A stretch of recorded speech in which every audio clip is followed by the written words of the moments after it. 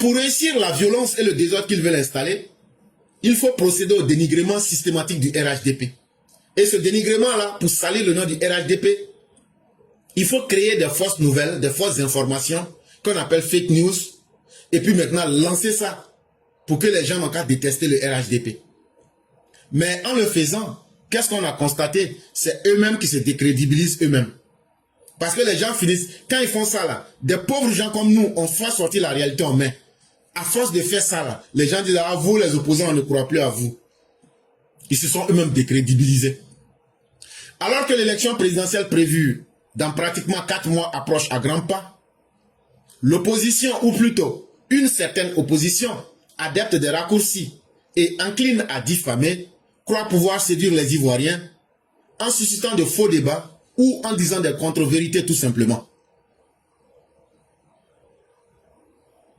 Donc, c'est très simple. On sera pratiquement à 4 mois des élections. Ils n'ont rien prévu, à part la violence. Mais, quand on demande, c'est eux qui pensent que quand eux vont crier, vont prendre photo là. Aïe, 2 Vauriens prennent photo. Alassane Ouattara prend photo avec tous les grands de ce monde, en une semaine. Ce n'est pas crier. Quelqu'un qui est fort là, il ne crie pas beaucoup. Il ne parle pas beaucoup.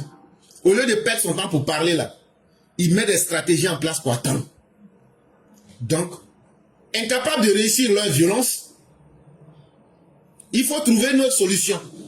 On va mentir sur la Côte d'Ivoire. On va mentir sur les Ivoiriens. On va dire des choses sur les Ivoiriens pour qu'eux-mêmes là, ils se dégoûtent à eux-mêmes. Les Ivoiriens sont misérables, les Sénégalais sont mieux que les Ivoiriens, la Côte d'Ivoire est un pays pauvre, c'est comme ci, comme ça.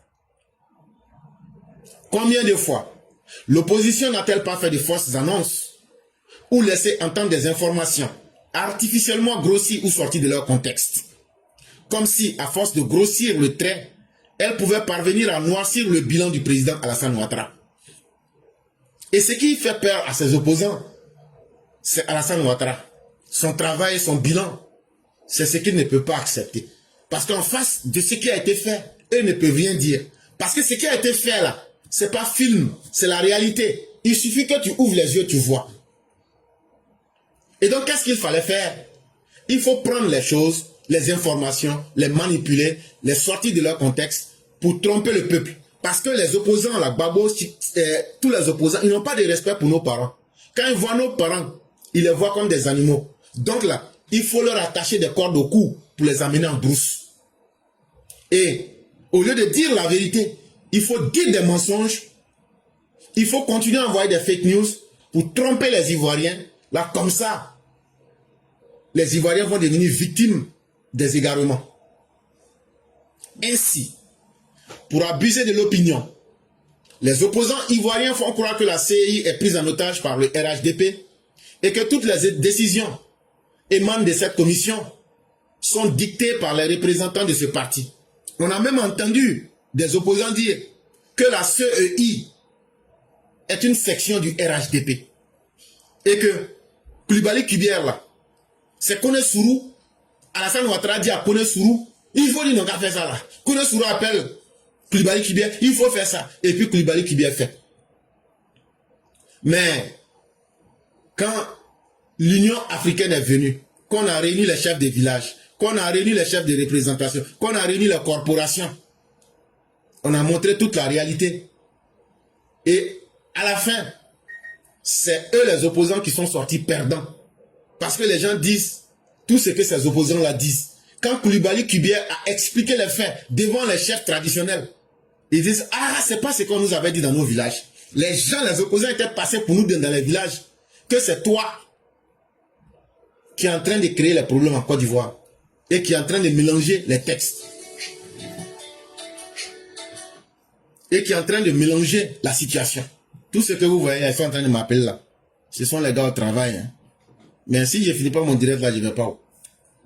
Il faut que je finisse mon direct là. C'est trop doux. Donc, ils ont fait tout ça. C'est là quand vous les entendez, Alassane Ouattara a verrouillé partout là. Quand l'Union africaine est venue et qu'ils ont mené leur mission dans le pays et qu'on a mis chacun en face des faits et que les gens se sont expliqués, On dit, mais ces opposants ne sont pas sérieux. Ils avaient effectivement pris des gens au sein des armées. Ils ont manipulé certains. Si vous vous souvenez, une fois on était là, je vous ai dit qu'on a attrapé un gendarme. Ce n'était pas faux. Ils ont manipulé des petits individus qui se sont laissés aller dans ces jeux-là. Mais aujourd'hui, là, est-ce que ces opposants-là pensent à ces personnes? Et donc, c'est comme ça. Quand on prend un pouvoir, là, on est conscient qu'il y a des gens qui ne veulent pas qu'on soit là. Mais nous, là, on va briller de mille feux. Et on ne sera pas modeste. Et donc, pour briller de mille feux, là, on va prendre toutes les dispositions pour ne pas être surpris. Et dans ça, maintenant, qu'est-ce qu'ils veulent faire? Ils ont essayé la manigance, la manipulation. Ça n'a pas marché. Il faut essayer maintenant la tromperie. Gbagbo est devenu le défenseur de la veuve et de l'orphelin. Trop, c'est trop. Si ta femme enceinte, qu'elle n'arrive pas à accoucher là, faut plus accuser la grand-mère au village. Faut venir, Gbagbo, il va aider ta femme, elle va accoucher. Gbagbo lui-même va faire césarienne. Ta femme va accoucher. Mais, sauf que c'est un gros mensonge. Vous m'excuserez, hein. Donc, pour bien salir le nom, comme ils ont voulu salir, ça n'a pas marché. Subitement, est-ce que vous entendez encore dire, c'est ACE qui a le problème, c'est Ouattara qui a le problème. Un coup comme ça, Broussa, ça s'est arrêté. Maintenant, ils disent maintenant, et si on essayait de manipuler les Ivoiriens d'une autre façon? La nouvelle manière maintenant, là, on va nous présenter, ça veut dire moi, Gbagbo, là, je vais me présenter comme le sauveur. C'est moi, je sauve la veuve et l'orphelin. C'est moi, là. Sans moi, la Côte d'Ivoire ne peut pas évoluer. Tous les problèmes des Ivoiriens, là, venaient mettre sur mon dos. Donc, Gbagbo devient le nouveau sauveur. Il se met dans un manteau qui est plus grand que lui-même. Mais sans le savoir, il devient très ridicule. Il veut porter le manteau de Zoro. Il veut devenir le nouveau justicier. Mais en même temps, c'est lui qui promet que la veuve et l'orphelin n'auront pas la paix. Parce que lui va se battre. Et en se battant là, c'est pas pour créer les conditions de paix. La compassion n'est pas la raison. La raison n'est pas aussi la compassion.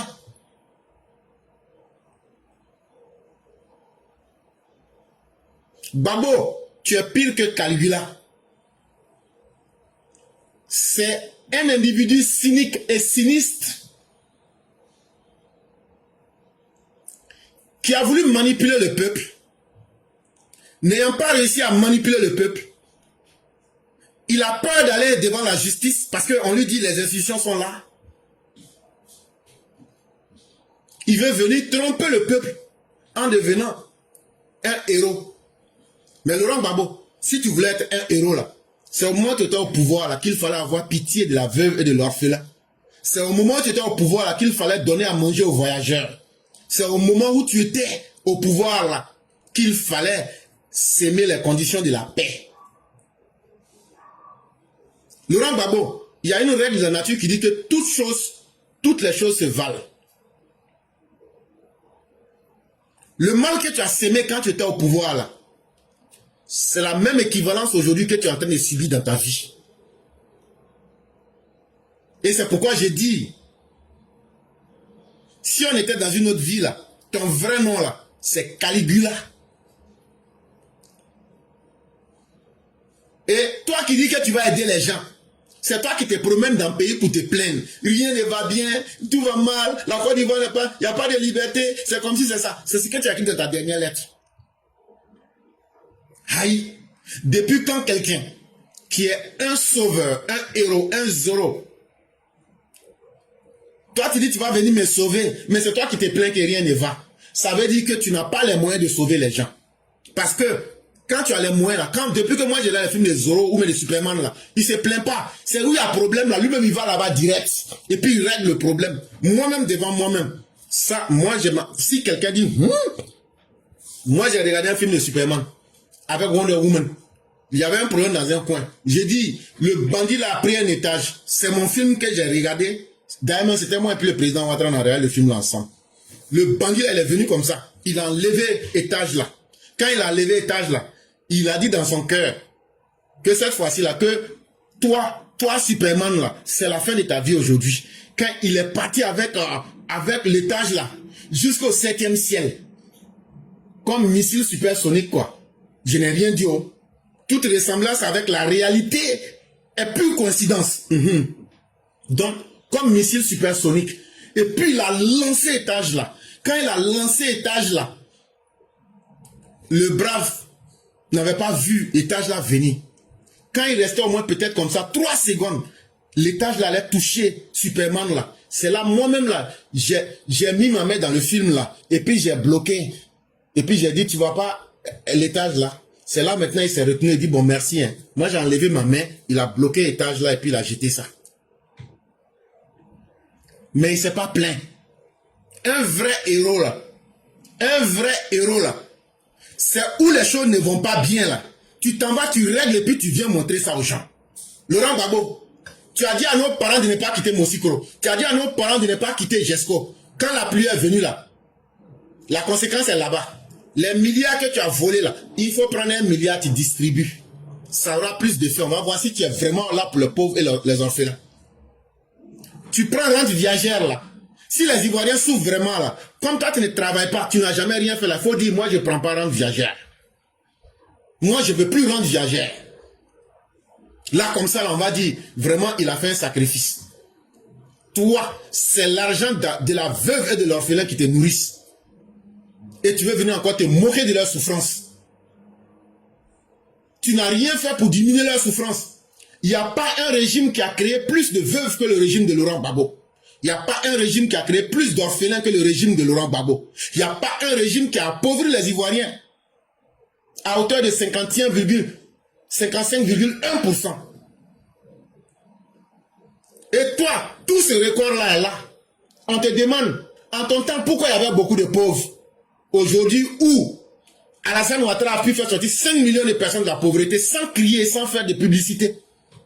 Tu veux te donner le manteau d'un faux sauveur en pensant que là où la manipulation et les fake news n'ont plus marché, tu auras une belle image. Mais quand ça aussi, ça ne marche pas, tu fais ressortir ton vrai côté. S'ils veulent la bagarre, je vais inscrire mon nom en faisant la bagarre sur la liste électorale. Mais Laurent Gbagbo, laisse-moi te dire ceci. Il y a, dans nos lois là, il y a une loi qui est prévue pour mater ceux qui font trouble à l'ordre public. Est-ce qu'on se comprend? Moi, j'ai prie Dieu, que Dieu fasse que le jour que vous avez prévu pour votre violence là, que ça n'a qu'à arriver vite. Moi, je le dis, hein. Ceux qui ont peur là, si tu as peur là, il faut prendre tes bagages, tu vas quitter. Mais nous là, la Côte d'Ivoire, nous on ne quitte pas. Nous on va pas, nous on va mourir, on va pousser comme engrais en Côte d'Ivoire. Et les gens vont se dire, il y a des gens qui sont venus tuer sur le sol de leurs parents. Nous on ne bouge pas. Donc là, ceux qui sont en train de se faire peur à eux-mêmes là, soyez dignes et devenez des hommes et des femmes. Soyez les enfants que vos pères et mères ont laissés. Et soyons les Ivoiriens que nous méritons d'être. On ne sera jamais à l'aise sur notre terre que sur la terre de nos ancêtres.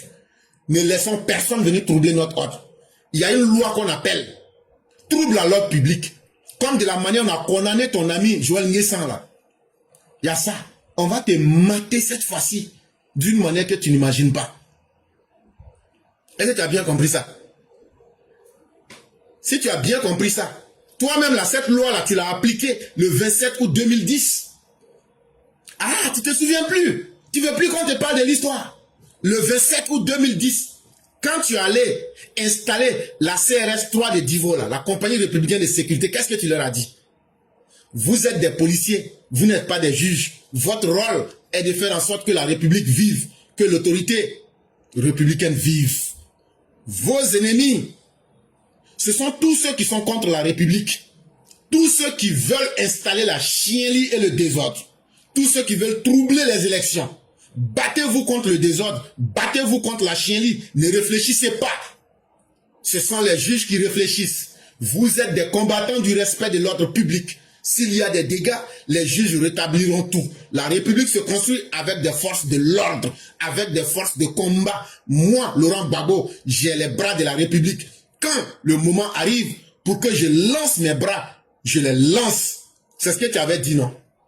Bon, ce sont ces mêmes bras-là qu'Alassane Ouattara aujourd'hui. Vieux couillon. Ça, c'est ce que toi-même tu as dit. Je n'ai même pas changé une virgule. De la manière que tu n'aimais pas le désordre là. Mais aujourd'hui, toi, tu veux créer la chienlit, le désordre là. C'est comme ça, on va couper ta queue sauvagement. Et puis après là, on va mettre couteau au feu. Quand ça va devenir rouge là, on va coller sur la blessure là. On appelle ça la cautérisation. Laurent Gbagbo, nous tous on prie Dieu, sauvagerie que tu veux verser là. Sauvagerie que vous les opposants voulez verser là. Nous on est prêts pour encaisser ça. Et je le dis et je le répète. Dans tous les quartiers, nous-mêmes la population là, cette fois-ci là, on va vous montrer que le désordre là, nous on va manger et puis digérer ça. Et donc, ce que tu peux faire là, il faut faire. Mais la Côte d'Ivoire reste fidèle à cette ligne. Si c'est ce que toi-même, tu faisais la promotion de l'ordre parce que ça t'arrangeait. Mais aujourd'hui que le désordre t'arrange là, on va mater ta chienlit avec la rigueur la plus implacable. Et avec toi-même ta propre histoire et tes propres mots. C'est de cela qu'il est question. Tantôt, la vie est chère. Le soleil soit trop à Abidjan, il pleut trop à Abidjan, c'est comme si ceci, les femmes n'accouchent plus, c'est comme ça. Le transport est devenu cher. Laurent Gbagbo, tu peux prendre tes milliards volés là, pour distribuer un matin. Si tu veux, tu fais ça mardi matin. Là, les gens vont dire, hé, Gbagbo, il est devenu gentil. Jusqu'à il prend son argent et le distribue aux populations. Laurent Gbagbo, si tu crées une vague de protestation, non seulement ceux qui sortiront seront matés, mais toi-même tu seras maté d'une manière que tu n'as pas encore imaginée. Est-ce que tu comprends ça?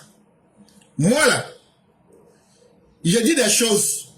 C'est quand ça arrive que les gens disent, ah, il avait dit ça. Exemple, la semaine passée, je vous ai dit, on ne discute plus avec eux, sauf sur leur coup d'état et leur violence. Vous avez vu ça hier, non? Bon, Laurent Gbagbo, on me dit de te dire que si un de vous, les opposants, là, vous faites quelque chose là, vous serez maté d'une manière que vous n'avez jamais imaginé. Si je parle comme ça là, tu vas bien comprendre. Sinon, toi, sous ton régime là, des gens sont sortis pour dire que eux, ils avaient faim. Et toi, c'était un mardi matin, tu as tué 2 parmi eux. Ça doit te faire honte. Et c'est aujourd'hui tu peux les sauver. Il n'y a pas de problème. Et donc, en disant ça, dans ton réquisitoire, dans ta vilaine lettre là, la Côte d'Ivoire va mal, la Côte d'Ivoire va tomber en enfer. Tu penses qu'en faisant ça, tu vas discréditer tout le progrès qui a été réalisé. Parce que tu es un vaurien. Parce que tu ne sais pas ce que ça coûte que de travailler. Mais le travail là, c'est ceux qui en retirent les bénéfices, qui connaissent l'utilité aujourd'hui. Je ne sais pas, hier, j'ai vu sur TikTok ou bien Facebook quelque part qu'il y avait un village, ils n'avaient pas d'électricité depuis longtemps, ils avaient l'électricité. Ils étaient contents pour des trucs comme ça. Mais là encore, vous avez échoué. C'est Tidjane Thiam qui devrait s'occuper de ce côté-là, le marketing. Comment salir l'image de la Côte d'Ivoire. Comment ternir, rendre triste, remettre en cause le progrès réalisé par le président Ouattara. Mais il allait où? Ça servait à quoi? Les Ivoiriens ne sont pas dupes. Hein. Le peuple le plus heureux de l'Afrique, ce sont les Ivoiriens, mon frère. Abidjan est d'où? Moi-même, je viens d'Abidjan. Si je pouvais rester là, j'allais rester.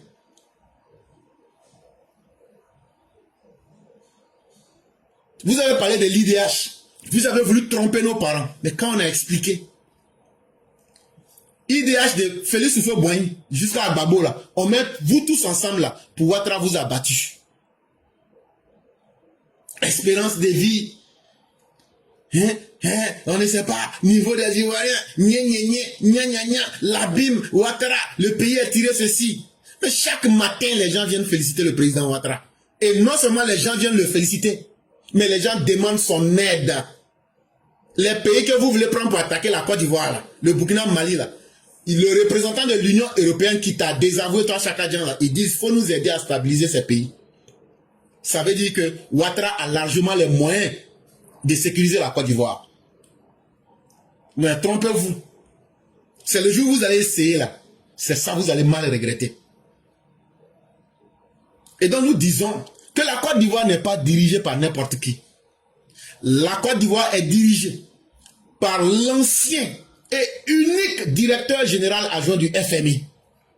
Après lui, là, son poste n'a jamais existé. Ah oui, il était mieux payé que le président des États-Unis. En ce moment, c'était Bill Clinton qui était au pouvoir. Il était mieux payé que Bill Clinton. Donc, ce n'est pas un fanfaron qui est à la tête de la Côte d'Ivoire. Ce n'est pas quelqu'un qui est en train de chercher comment lui va bien manger ou comment il va payer crédit qui est à la tête de la Côte d'Ivoire.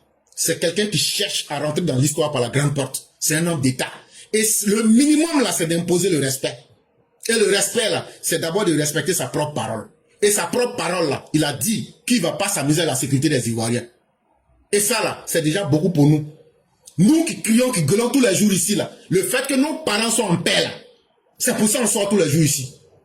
Le fait que nos parents peuvent aller chercher à manger, et puis nous, on a l'esprit tranquille, là, c'est pour ça que nous, on sort chaque matin ici pour parler. Et on ne va pas cesser. Attends, ton affaire de Ouattara, là, peut-être qu'on t'a donné drogue, mais c'est pas drogue qu'on m'a donné. Mais c'est l'amour de voir mes parents vivre, se donner un sens à leur vie et construire un destin là. C'est ça, c'est ce courage-là que j'ai. C'est le désespoir qui m'a fait quitter le pays. Moi, je sais quelle étude j'ai fait. Mais sous Laurent Gbagbo là, nous, on n'allait jamais rien être. Ça me fait mal, on est en train de servir aujourd'hui. Vous avez entendu le coup de téléphone, vous avez entendu. Ce sont les employés qui m'appellent, on doit faire quoi, on doit faire quoi. Mais moi aussi là, je dois aussi faire ma petite vie. Donc c'est là que je dis je ne réponds pas. Mais un moment c'était chaud. Je dis attends, je vais appeler pour voir. Et puis maintenant c'est là que je suis revenu. Je vais donner quelques instructions. Quand je vais finir là, je vais aller, ce que je vais aller trouver devant là-bas, je vais régler.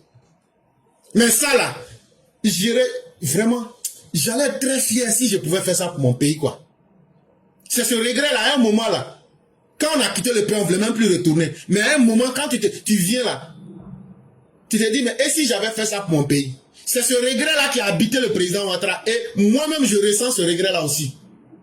Et c'est ça. Moi, je ne sais pas ce que demain me réserve. Mais aujourd'hui, là, si ma parole peut aider à faire comprendre la réalité, à galvaniser des gens, c'est pourquoi chaque jour, je sors pour parler. Pour que les talents, pour que le bonheur des Ivoiriens, pour que ce qui peut aider les Africains et les Ivoiriens en particulier, pour que nos cerveaux ne puissent pas fuir, rester là-bas. Parce qu'il n'y a pas de bonheur à venir réaliser les autres. Le meilleur bonheur, là, c'est de construire la cour de ton papa et de ta maman. C'est de construire ton pays. Mais nous autres, là, est-ce qu'il faut dire que nous sommes un peu des piégés de la vie? Je ne peux pas le dire. Mais une chose est évidente, on a donné beaucoup plus à l'extérieur qu'à notre propre pays. Et quelque part, ça fait mal. Mais qu'est-ce qu'on peut faire? C'est aussi ce que la vie nous a imposé. Et tout être humain a le droit de rechercher le bonheur. C'est à ça que nous, les libéraux centristes, nous croyons. Mais, écoutez-moi très bien. On ne distribue pas le bonheur en faisant coco. On dit, on crée les conditions. Si on a mis goudron là, toi-même tu te vas chercher. Tu peux créer un petit commerce au bord du goudron. Tu peux prendre la route là, tu payes une moto, tu t'en vas payer en accord, tu viens vendre. C'est en cela que nous autres, nous croyons. Le président Ouattara est un libéral centriste. On n'est pas dans le capitalisme sauvage, mais on n'est pas dans le socialisme aveugle. Nous sommes au milieu. Ça veut dire nous sommes dans la réalité.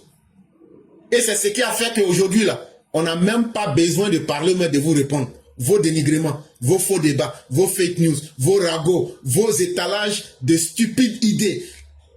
Vous avez fini par vous décrédibiliser vous-même. Et les Ivoiriens vous voient comme des plaisantins. Quand ils vous voient, les gens rient. Et puis les gens se disent, passons à autre chose.